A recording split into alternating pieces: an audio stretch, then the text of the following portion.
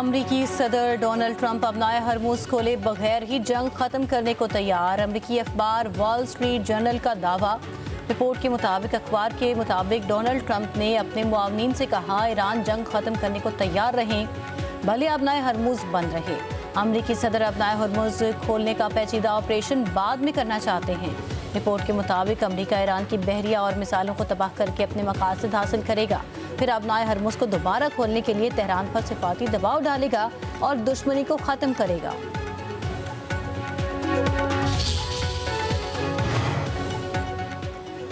Iran के साथ मुज़ाकरात जारी हैं। तेहरान ने कुछ तजावीज़ पर इत्तफाक कर लिया। अमरीकी सदर ईरान मुआहदात 6 अप्रैल की डेडलाइन से पहले करना चाहते हैं।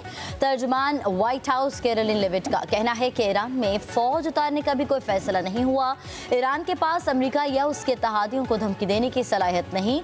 ईरानी हुकूमत के लिए हकीकी मुआहदा करने का अच्छा मौका है। तेहरान जोहरी अज़ाइम को मुस्तकिल तौर पर तर्क कर दे। तर्जुमान व्हाइट हाउस ने मज़ीद कहा कि सदर डोनाल्ड ट्रंप अरब ममालिक से जंगी अखराजात में ताउन की दरख्वास्त कर सकते हैं।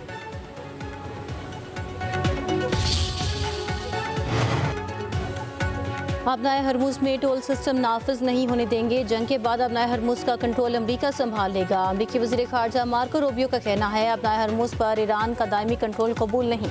ईरान का कंट्रोल खत्म करने के लिए सदर ट्रंप के पास कई फौजी और सिफारती ऑप्शंस मौजूद हैं।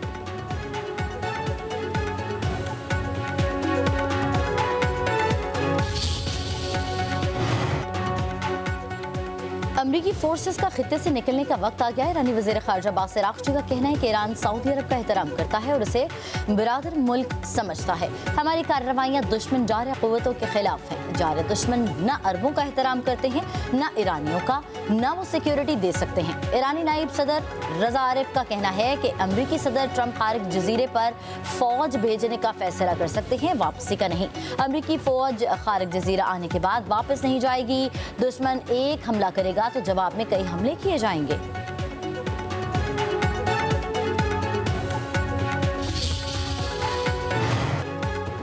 अमरीका ने ईरान पर 2000 पाउंड वजनी बंकर बस्टर बम दाग दिए। अस्फहान में गोला बारूद के बड़े डिपो को निशाना बनाया गया। अमरीकी हुकाम की तरफ से 2000 पाउंड वजनी बंकर बस्टर बम तबाक इस्तेमाल करने की तस्दीक। ईरान की दारुल हुकूमत तेहरान में धमाके, कई इलाकों की बिजली बंद। जनूबी लबनान में हिजबुल्लाह से झड़पों में 4 इजरायली फौजी मारे गए।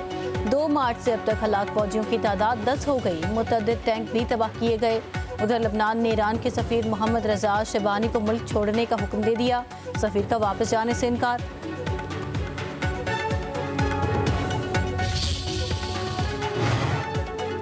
पासदाराना इनकलाब के इसराइल और अमरीकी अहदाफ पर बैलिस्टिक मिसाइलों और ड्रोन से हमले। A5 फौजी कमांड एंड कंट्रोल मराकज़ पायलट्स की कमीनगाहों को निशाना बनाया गया। इसराइली शहर हाइफा में रिफाइनरी पर दूसरा हमला।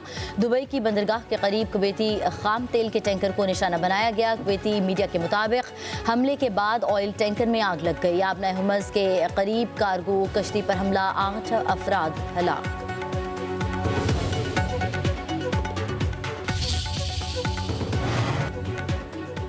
नायब वज़ीर आज़म इसहाक़ डार चीन चले गए। अहम इलाक़ाई उमूर पर बातचीत मुतवक्के। दफ्तर ख़ारजा के मुताबिक कंधे में इंजरी के बावजूद इसहाक़ डार चीनी हम मनसब की दावत पर चीन पहुँचेंगे।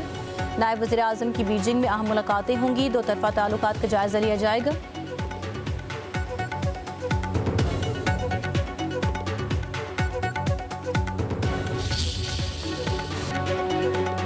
सदर आसिफ अली ज़रदारी की ज़ेर सदारत मशावरती इजलास। सुबह की मुखालफत के बाद स्मार्ट लॉकडाउन न लगाने पर इत्तफाक।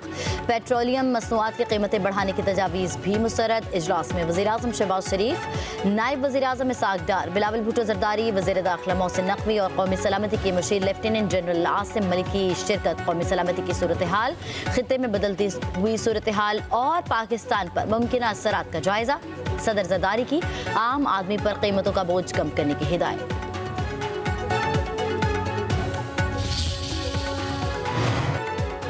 पाकिस्तान स्टॉक एक्सचेंज में तेजी। कारोबार के दौरान 100 इंडेक्स में 2800 से ज़ायद पॉइंट्स का इजाफा। इंडेक्स 1,49,684 पॉइंट्स पर जा पहुंचा।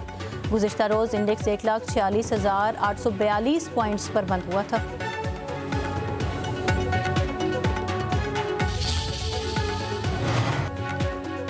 बिजली सार्फिन के लिए बुरी खबर। बिजली की कीमत में ₹1.64 फी यूनिट इजाफे का इम्कान। नेपरा CCPAG आज समाअत करेगा। CCPAG ने फरवरी की फ्यूल चार्जेस की मद में इजाफा मांगा। नेपरा की मंजूरी से सार्फिन पर 14 अरब रुपए से जायद का इजाफी बोझ पड़ेगा। कीमतों में इजाफे की मंजूरी का इतलाक मुल्क भर के बिजली सार्फिन पर होगा।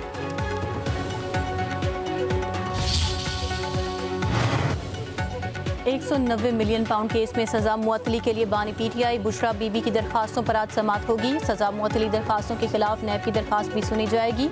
Chief justice Islamabad high court Sardar Sarfaraz Dogar और जस्टिस मोहम्मद आसिफ समाअत करेंगे।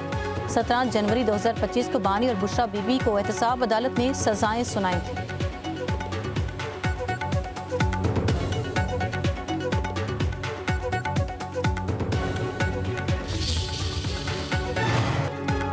आज़ादी मार्च केस में बरियत के बावजूद बानी PTI के खिलाफ नया चालान पेश। इस्लामाबाद की डिस्ट्रिक्ट एंड सेशन कोर्ट में समाअत। बानी के वकील ने कहा कि अदालती तारीख में पहली दफा हुआ कि मुलजिम बरी हो गया, फिर चालान पेश किया गया। जज के तलब करने पर बानी की बरियत का ऑर्डर भी अदालत में पेश। बानी PTI के खिलाफ आज़ादी मार्च पर थाना तरनोल में मुकदमा दर्ज किया गया था।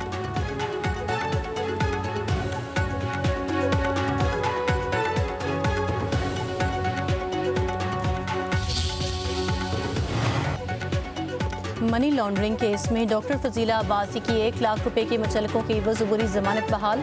इस्लामाबाद हाई कोर्ट ने पुलिस को गिरफ्तारी से रोक दिया। जस्टिस आजम खान ने डॉक्टर फजीला अब्बासी को ट्रायल कोर्ट से रुजू करने की हिदायत कर दी।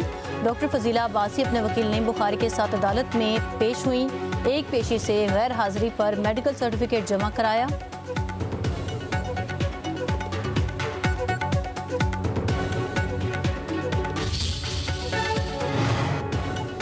वज़ीर आला सिंध मुराद अली शाह की ज़ेर सदारत सूबाई काबीना का इजलास। काबीना कमेटी फाइनेंस की सिफारिशात का जायजा। सैलाब से मुतासर सड़कों और पुलों की बहाली के लिए इजाफी 888.244 मिलियन रुपए की मंजूरी। मलीता घकर फाटक रोड की मुरम्मत और तज़य्युन व आराइश के लिए 2.55 अरब रुपए की सिफारिश।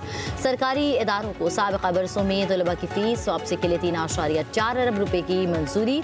वज़ीर आला ने कहा कि फीस में रायत सिर्फ मुस्तहक़ और ज़रूरतमंद तलबा को ही मिलनी चाहिए।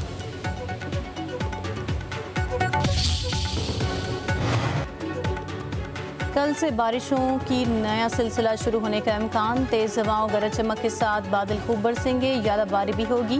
पंजाब में कल से 4 अप्रैल तक बारिशें मुतवक्के। रावलपिंडी, मरी, गुजरांवाला, लाहौर, फैसलाबाद, मियांवाली, मंडी बहाउद्दीन में बारिश होगी। कराची में आइंदा 3 रोज़ मतलात जज़वी बरालूद रहने का इम्कान। 2 और 3 अप्रैल को रिमझिम होगी। आज़ाद कश्मीर में 10 अप्रैल तक बारिशें मुतवक्के।